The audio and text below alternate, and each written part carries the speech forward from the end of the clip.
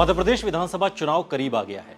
सत्तारूढ़ बीजेपी ने चुनाव की तारीखों की घोषणा से पहले ही उम्मीदवारों की 3 सूचियों में से 80 नामों का ऐलान किया है। इनमें कुछ नाम ऐसे हैं जो चौंकाने वाले हैं। पार्टी ने 3 केंद्रीय मंत्रियों, 4 सांसदों और संगठन के राष्ट्रीय महासचिव को टिकट दिया है। कांग्रेस इसे अभी से हारने का डर बता रही है। वहीं जिन नेताओं के टिकट काटे गए हैं उनमें भी नाराजगी और बगावत के संकेत हैं, जबकि कुछ नेताओं को टिकट मिलने पर हैरान और परेशान भी देखा जा रहा है। आज के इस वीडियो में हम आपको बताएंगे कि टिकट मिलने और कटने पर किसने क्या कहा। और मध्य प्रदेश गजब तो है, कहते हैं ना कि एमपी गजब है, लेकिन इस गजब एमपी में टिकट कटने से तो परेशान हैं, मिलने से भी कुछ नेता हैरान हो गए। सबसे पहले बात सतना की करेंगे। सतना जिले की मैहर विधानसभा सीट से बीजेपी ने इस बार टिकट में बदलाव किया है। पार्टी ने 4 बार के विधायक नारायण त्रिपाठी का टिकट काट दिया और उनकी जगह श्रीकांत चतुर्वेदी को उम्मीदवार बनाया है, जो सिंधिया के करीबी माने जाते हैं। यहां से आप गणित को समझने की कोशिश करिए कि सिंधिया के बीजेपी में शामिल होने के बाद मध्य प्रदेश में टिकट वितरण में समीकरण किस तरीके से बदल रहे हैं। टिकट में बदलाव का असर भी देखने को मिला है। नारायण त्रिपाठी ने शीर्ष नेतृत्व पर तंज कसा और उन्होंने कहा कि बीजेपी ने उम्मीदवारों की लिस्ट जारी की है, मेरी तरफ से धन्यवाद और शुभकामनाएं। मैं न उस दौड़ में था और न मुझे कोई लेना देना था। मैं विंध्य प्रदेश की लड़ाई लड़ रहा हूं, वो लड़ाई अगला राज्य बन जाने तक जारी रहेगी। मैहर जिला बना है, विंध्य प्रदेश भी बनेगा।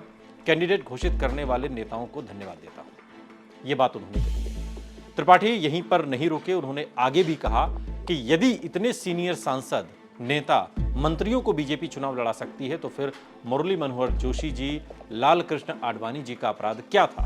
उनको क्यों किनारे कर दिया गया? ये सोचनीय विषय है। जब सांसद विधानसभा का चुनाव लड़ेंगे तो क्या विधायक सरपंच का चुनाव लड़ेंगे? ये तंज भी उन्होंने कसा। युवा राष्ट्र की कल्पना करने वाली बीजेपी ने अपने बुजुर्ग नेताओं को विधानसभा का प्रत्याशी बनाया है। ये तमाम बातें उन्होंने कही। आपको बता दें कि नारायण त्रिपाठी ने अपनी अलग विंध्य पार्टी का गठन किया है। वो अपनी पार्टी के टिकट से मैहर सीट से चुनाव लड़ेंगे। त्रिपाठी ने मैहर सीट से अब तक 4 बार अलग अलग पार्टियों सपा, कांग्रेस और बीजेपी से चुनाव लड़ा और जीत भी हासिल की।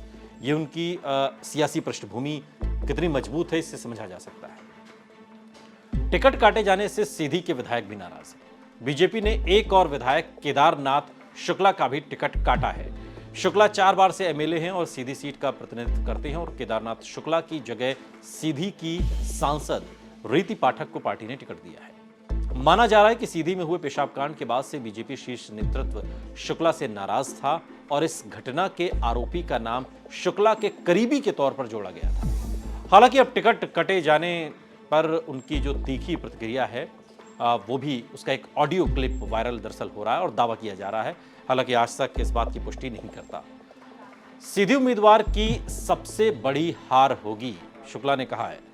आज हजारों की संख्या में कार्यकर्ता मेरे घर में आए हैं और मैंने सबको 1 सप्ताह का समय दिया है कि 1 सप्ताह में कार्यकर्ताओं की जो राय होगी वही मेरा फैसला होगा। और मेरे खिलाफ सारे जो मुद्दे हैं वो एक तरीके से ख्याली पुलाव थे। मैं नहीं समझता कि हाईकमान में बैठे लोग ये नहीं जानते कि क्या उचित है, क्या अनुचित है। सीधी से सांसद को टिकट देना उचित नहीं है, इस बात को उन्होंने बहुत साफ इस ऑडियो में कहा है। हालांकि हम इसकी पुष्टि नहीं करते। ऑडियो में वो रीति पाठक को लेकर कहते हैं कि वो मध्य प्रदेश में हारने वालों में नंबर 1 पर रहेंगे, लेकिन बीजेपी ने टिकट दिया तो क्या कर सकते हैं।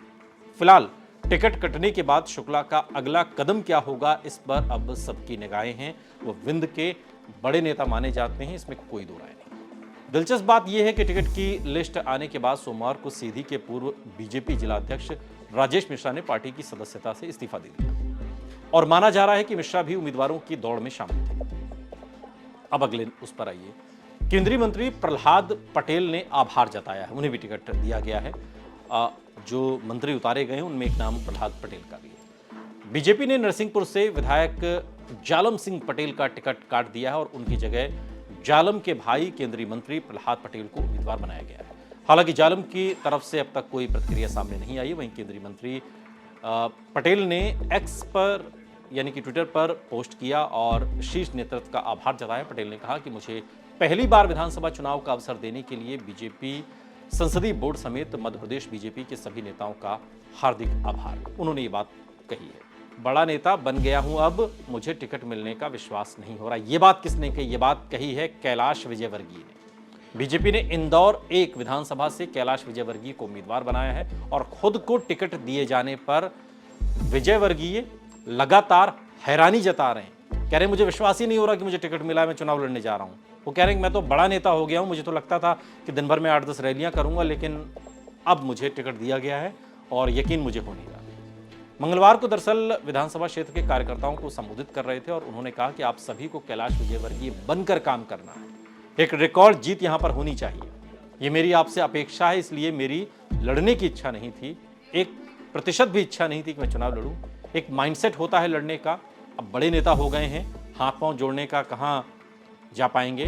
अपने को तो जाना है और भाषण देना है, फिर निकल जाना है। हमने तो यही सोचा था। ये तमाम बातें कैलाश विजयवर्गीय ने कार्यकर्ताओं के साथ इस मीटिंग में कही और तभी भीड़ से एक आवाज आई कि अब सीएम बन जाओगे।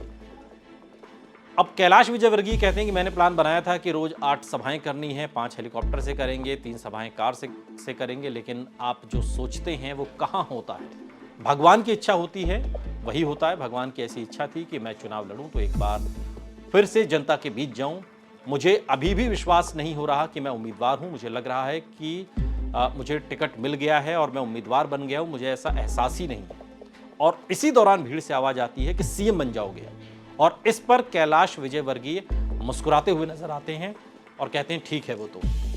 और आखिर में उन्होंने भारत माता की जय के नारे लगवाए। इससे पहले विजयवर्गीय ने कहा था कि टिकट घोषित होने से मैं आश्चर्यचकित हूं, लेकिन पार्टी का आदेश है। एक पिता के नाते मन में आ रहा था कि बेटे यानी कि आकाश विजयवर्गीय को राजनीतिक उसका अहित न हो।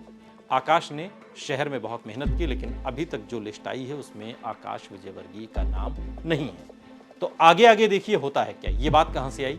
बीजेपी ने मुरैना जिले की दिमनी सीट से केंद्रीय मंत्री नरेंद्र सिंह तोमर को उम्मीदवार बनाया है और एक दिन पहले आज तक ने जब तोमर से सवाल किया तो वो बिना जवाब दिए आगे बढ़ गए। अब ग्वालियर में तोमर ने चुप्पी तोड़ी है। उन्होंने कहा कि केंद्रीय मंत्री हो, सांसद हो या फिर अन्य व्यक्ति, पहले वो पार्टी का कार्यकर्ता है। केंद्रीय चुनाव समिति ने निर्णय किया है तो चुनाव लड़ेंगे।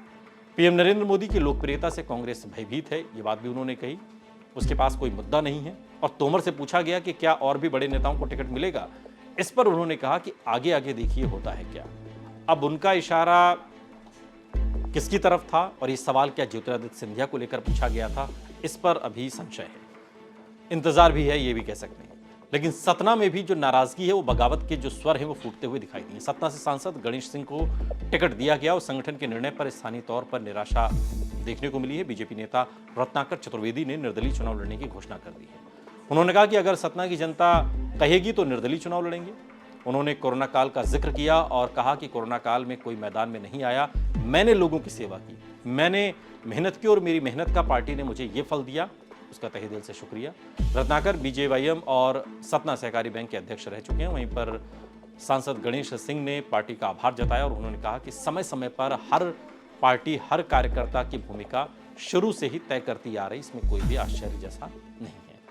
अब जबलपुर सांसद ने संगठन का आभार जताया, वहां से भी खबर है। जबलपुर पश्चिम से उम्मीदवार बनाए गए सांसद राकेश सिंह का बयान आया। उन्होंने कहा कि मध्य प्रदेश के आगामी विधानसभा चुनाव में बीजेपी केंद्रीय नेतृत्व ने मुझे प्रत्याशी घोषित किया है। पार्टी के विश्वास के प्रति मैं आभार अपना व्यक्त करता हूं और कार्यकर्ताओं की संगठन शक्ति और जनता के आशीर्वाद से पार्टी की उम्मीदों पर खरा उतरूं, ऐसा प्रयास रहेगा। हारी सीटों पर जीत का दम दिग्गज नेता भरते हुए नजर आएंगे। आपको बता दें कि 2 बार से केंद्रीय मंत्री नरेंद्र सिंह तोमर और फग्गन सिंह कुलस्ते मध्य प्रदेश विधानसभा चुनाव में उन सीटों से मैदान में उतरेंगे जो 2018 में कांग्रेस ने जीती थी, जबकि 4 अन्य लोकसभा सीटों में से 3 भी पिछले चुनाव में हारी सीटों से दम भरते हुए नजर आएंगे। सिर्फ नरसिंहपुर सीट बीजेपी के कब्जे में है, जहां से केंद्रीय मंत्री प्रहलाद पटेल चुनाव लड़ेंगे। अब 2 बार के विधायक रहे हालांकि तोमर, नरेंद्र सिंह तोमर मध्य प्रदेश की सरकार में मंत्री रहे, वो पार्टी के प्रदेश अध्यक्ष रहे और हाल ही में जुलाई में पार्टी ने तोमर को मध्य प्रदेश में चुनाव प्रबंधन समिति का संयोजक नियुक्त किया है। 2009 में तोमर ने पहला लोकसभा का चुनाव जीता था और वो 3 बार से सांसद हैं। इससे पहले वो 2 बार ग्वालियर से विधायक रहे, 2008 तक वो एमएलए रहे। मध्य प्रदेश में कांग्रेस को क्या कड़ी चुनौती इस बीजेपी की रणनीति से मिलती हुई दिखाई देती है। केंद्रीय मंत्री प्रहलाद सिंह पटेल 5 बार चूंकि लोकसभा सांसद रहे और वो कभी विधायक नहीं रहे, जबकि आदिवासी नेता कुलस से 6 बार लोकसभा और 1 बार राज्यसभा के लिए चुने गए और इससे पहले वो 1992 में विधायक रहे थे। और पहली बार विधानसभा चुनाव लड़ने वाले अन्य सांसदों में 4 बार के लोकसभा सांसद गणेश सिंह और 4 बार के लोकसभा सदस्य राकेश सिंह भी शामिल हैं। राकेश सिंह पार्टी के प्रदेश अध्यक्ष भी रह चुके हैं। पार्टी नेताओं का मानना है कि नेतृत्व में कांग्रेस से कड़ी चुनौती को ध्यान में रखकर नए सिरे से रणनीति तैयार की गई।